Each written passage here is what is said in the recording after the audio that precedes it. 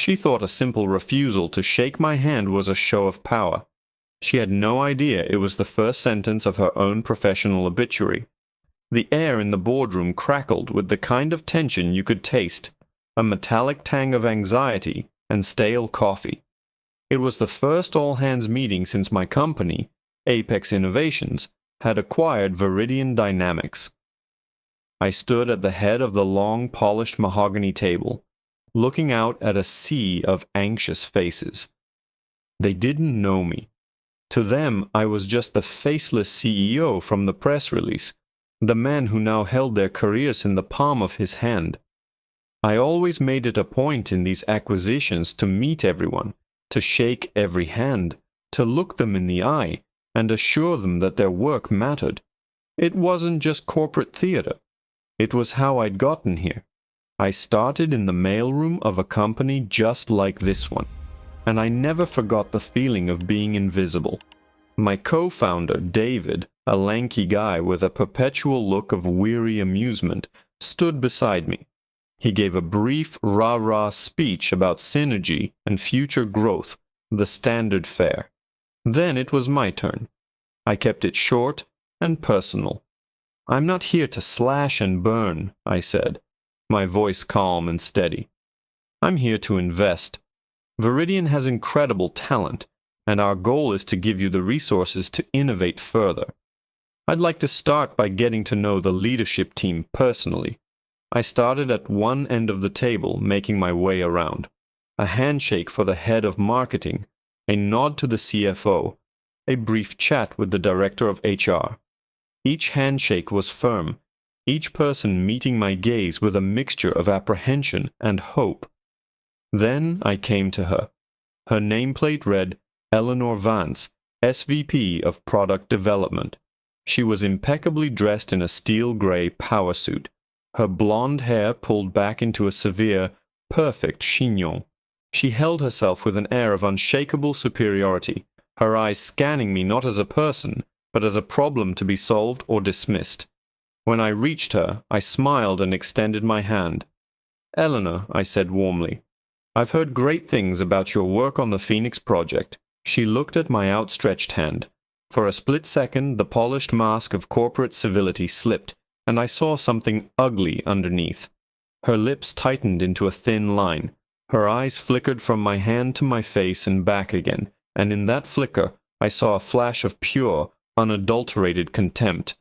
It was a look I hadn't seen directed at me in years, not since I was a kid in a neighborhood where I wasn't welcome.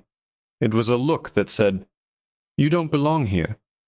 Instead of taking my hand, she gave a tight, dismissive smile that didn't reach her cold, blue eyes. She completely ignored my gesture, turning her shoulder slightly to address the man next to her. "Gregory," she said, her voice a sharp, clipped instrument, "we still need to circle back on the Q3 projections." The air around us froze. The man she spoke to, Gregory, looked horrified, his eyes darting between me and Eleanor. The chatter in the room died. Everyone saw it. Everyone felt the deliberate, icy sting of her rejection. My hand was left hanging in the empty space between us, a monument to a bridge she had just burned to the ground. For a moment the old anger, the familiar hurt, flared in my chest. But I'd learned long ago that reacting with emotion was a losing game. I held my hand there for a beat longer than was comfortable, letting the weight of the silence press down on her. I wanted her to feel the consequences of her action reverberate through the room. Slowly I lowered my arm. I didn't break eye contact with her, even as she pretended to be engrossed in her conversation with Gregory. I let my own smile become cool, professional, unreadable. "Of course," I said, my voice dangerously soft, cutting through her feigned discussion. "Projections are important."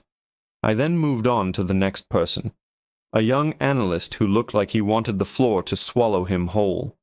I gave him a warm smile and a firm handshake, as if nothing had happened. But something had happened. A line had been drawn. The rest of the meeting was a blur. I went through the motions talking about vision and culture, but my mind was elsewhere. It was replaying that moment, the sneer on her face, the deliberate turning of her shoulder. This wasn't a simple misunderstanding. It wasn't an awkward social misstep. It was a statement, made in front of her entire team and my own. She had taken one look at a black man in a suit, a man she knew was the new owner of her company, and decided he was unworthy of her respect, unworthy of a simple handshake. After the meeting, as people filed out, David came over, his face grim. "I saw that, Marcus," he said, his voice low. "I can't believe the nerve, in front of everyone." "I can," I said quietly, watching Eleanor gather her leather-bound portfolio, laughing with a colleague as if she hadn't just committed career suicide. She thought she was untouchable. She thought I was just some diversity hire who'd lucked into a fortune, someone she could dismiss. She had no idea who I was, where I'd come from, or what I was capable of. She had judged the book by its cover, without ever bothering to read the first page. And now I was about to write her final chapter. I walked back to the temporary office they'd set up for me, the one with the sweeping view of the city. I sat behind the large desk, the one that used to belong to Viridian's old CEO. I picked up the phone and buzzed my assistant. "Sarah," I said, my voice calm, but with an edge of cold steel she knew all too well. "Please schedule a one-on-one meeting with Eleanor Vance, my office, first thing tomorrow morning, and pull up her team's current project roster and performance reviews. I want to see everything." The next morning I was in the office before sunrise, the city lights still twinkling below, like a fallen constellation. On my desk lay Eleanor Vance's entire professional life, condensed into a 2-inch thick binder. I'd spent hours with it. Her track record was, on the surface, impressive. A string of successful product launches, aggressive expansion, glowing reviews from her superiors. But digging deeper, a different story emerged. The Phoenix Project, her current flagship initiative, was bleeding money and 6 weeks behind schedule. Staff turnover on her team was the highest in the company. Anonymous feedback in her 360-degree reviews painted a picture of a brilliant but tyrannical leader, someone who ruled by fear and took credit for her team's successes while assigning blame for every failure. She was a liability masquerading as an asset. When Sarah buzzed to say Eleanor had arrived, I took a deep breath. "Send her in." She swept into the office like a conquering general, her posture ramrod straight, a condescendingly pleasant smile fixed on her face. She was holding a tablet, no doubt loaded with a presentation designed to dazzle me with her strategic brilliance. "Mr. Reed," she began, her voice smooth as silk, "I'm glad we have this chance to connect properly. Yesterday was such a whirlwind, I'm afraid I was a bit distracted when you came by." It was a pathetic, transparent attempt at a backpedal, a non-apology designed to save face. I gestured to the chair opposite my desk, not bothering to stand. "Sit down, Eleanor." The smile faltered for a fraction of a second. She sat, primly crossing her legs and placing the tablet on her lap. "I've prepared a brief overview of the Phoenix Project's roadmap." "I've seen the roadmap," I cut in, my tone flat and devoid of warmth. I swiveled my monitor so she could see the sea of red numbers and downward trending graphs I had pulled up. "I've also seen the budget, the timeline, and the staff attrition reports. They tell a very different story than the one I'm sure you were prepared to tell me." Her face paled. The mask of detached superiority began to crack.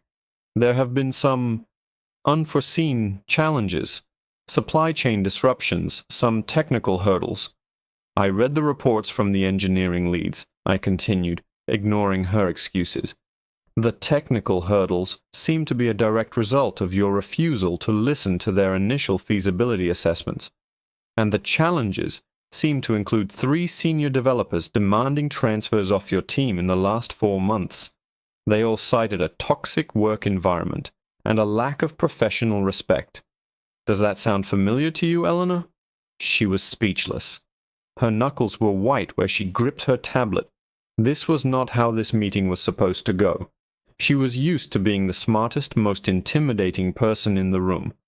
Now she was completely on the back foot, being systematically dismantled by the very man she had so publicly disdained less than 24 hours ago. I leaned forward, resting my elbows on the desk. You see, the numbers are a problem, but they are a symptom of a larger disease. A company's culture is its immune system, Eleanor. It's built on respect. It's built on the idea that every single person, from the janitor to the CEO, is worthy of basic human decency. When a leader fails to demonstrate that, the whole organism gets sick. Projects fall behind. Good people leave. The whole thing begins to rot from the inside. Her eyes narrowed. I have no idea what you're implying.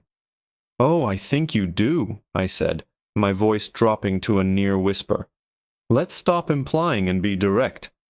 Yesterday, in front of your entire team, I offered you my hand. It's a simple gesture, a sign of partnership, of respect. And you looked at my hand, you looked at my face, and you made a calculated decision to refuse it.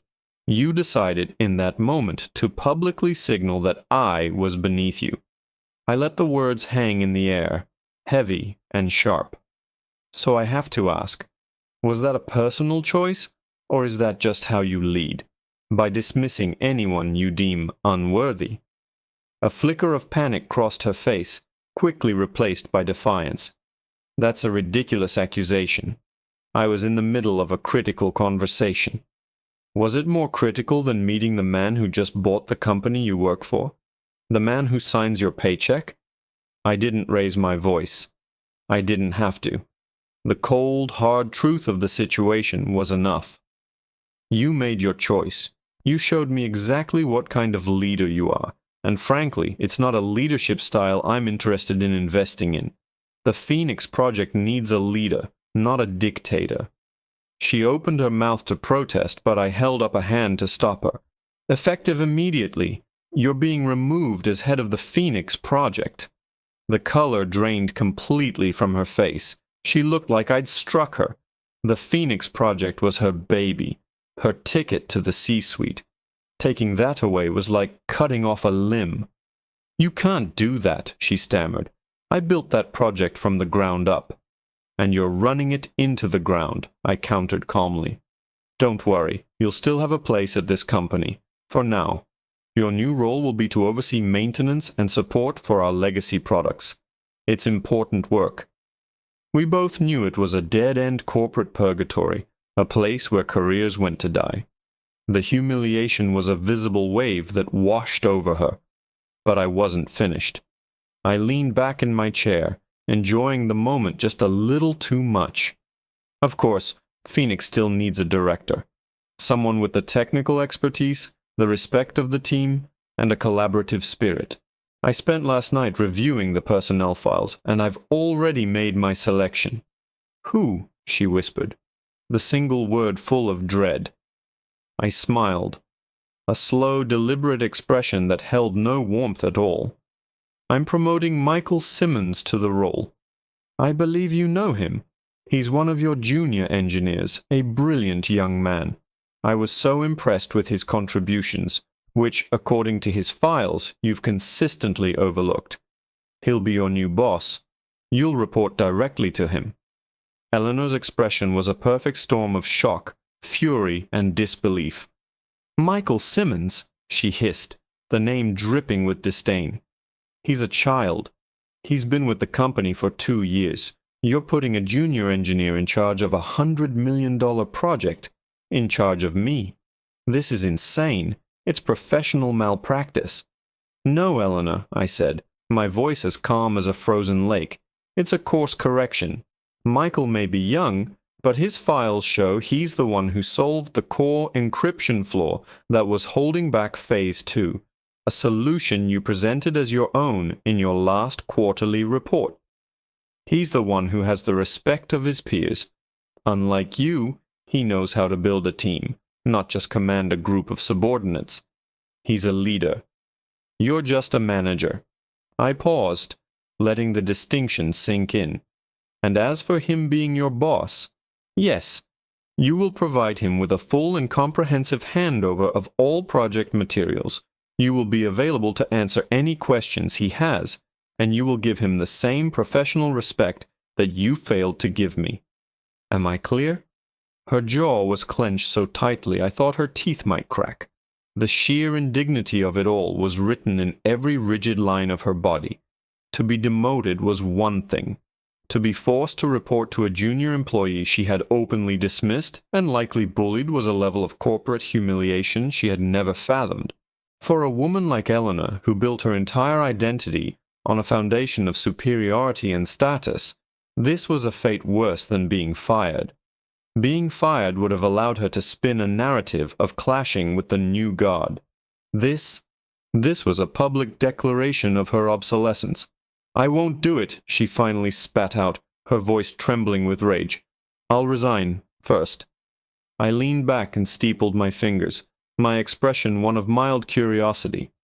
"You could," I acknowledged, "but your contract has a rather robust non-compete clause, which I'd be more than happy to enforce to its fullest extent. And after I explain to any potential future employer the circumstances of your departure from Viridian, I imagine your job search might be rather difficult. It's a small industry, Eleanor. Reputations matter." Checkmate. We both knew it. She was trapped. Her pride was screaming at her to walk out, but her pragmatism, the very thing that made her so ruthless, knew she had no other move. The fight went out of her eyes, replaced by a cold, hollow emptiness. The powerful SVP who had walked into my office was gone, replaced by a woman who had just seen her entire world crumble. "The handover meeting with Michael is at 1 p.m., I said, turning my attention back to my computer screen, a clear dismissal. "Don't be late." She didn't respond. After a long, tense silence, I heard the scrape of her chair and her footsteps retreating. The door clicked shut behind her, and the office was quiet again. The weeks that followed were a quiet revolution. Under Michael's leadership, the atmosphere on the Phoenix Project team transformed. He was collaborative, humble, and genuinely brilliant. He held open forums, listened to his engineers' concerns, and implemented many of the ideas Eleanor had dismissed out of hand. Productivity soared. The project not only got back on schedule, but started hitting milestones ahead of time. The team, once demoralized and fractured, was now energized and united. I made it a point to walk the floor, to talk to the engineers, and the difference was palpable. There was a buzz and excitement that had been absent before. As for Eleanor, she was a ghost in the corporate machine. She did her job, overseeing the dull but necessary maintenance of products that were years past their prime. She attended meetings, submitted reports, and did everything that was asked of her. I would sometimes see her in the hallways or the cafeteria. She avoided my gaze, her posture no longer exuding power, but a brittle sort of defiance. The woman who had snubbed my handshake now had to watch daily as the man she disrespected and the junior engineer she'd ignored completely rebuilt her legacy and succeeded in ways she never could. The real resolution came about 3 months later. I was in a quarterly review for the Phoenix Project. Michael was at the front of the room, confidently walking the executive team through his team's incredible progress. The charts were all green, the projections were optimistic, and the energy was electric. As he finished, the room broke into spontaneous applause.